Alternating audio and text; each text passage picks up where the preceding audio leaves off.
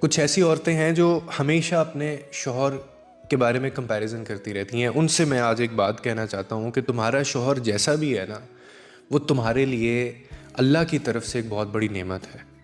اور اکثر یہ جو کمپیریزن ہے نا، یہ جو موازنہ جو کرتی ہیں اپنے بھائی سے یا اپنے باپ سے وہ کرنے لگتی ہیں، یہ اتنی بڑی غلطی ہے، یہ اتنا بڑا بلنڈر ہوتا ہے، اتنی بڑی نادانی ہے نا.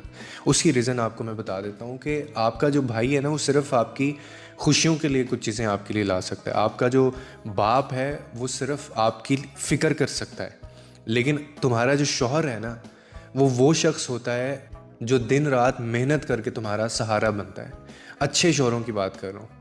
تمہارے آنسوؤں کو اپنی مسکراہٹ کے پیچھے چھپا لیتا ہے اور تمہارے سر کے اوپر اپنی رسپانسبلٹی جو ہے اس کا سایہ ڈالتا ہے. یاد رکھیں، شوہر ہی وہ ہستی ہے جس نے تمہیں عزت دے کر اپنے گھر میں بٹھایا ہوا ہے، چھت دی ہوئی ہے.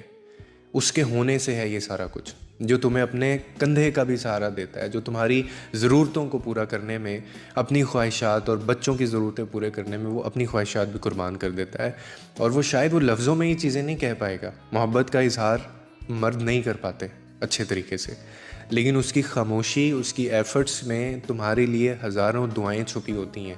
اور اکثر عورتیں یہ بھول جاتی ہیں کہ شوہر جو ہے وہ صرف کمانے والا نہیں ہے، بلکہ وہ ایک آپ کا محافظ بھی ہے، ایک ہمسفر بھی ہے، اور وہ آپ کا پروٹیکٹر بھی ہے.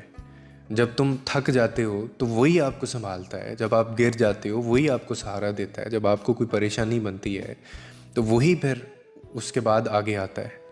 تو آپ کبھی بھی اپنے شوہر کا اپنے باپ یا بھائی سے کمپیریزن نہ کریں، کیونکہ شوہر کی جو محبت ہے نا، وہ اصل میں ایک نعمت ہوتی ہے اور اس کی موجودگی بھی ایک رحمت ہوتی ہے.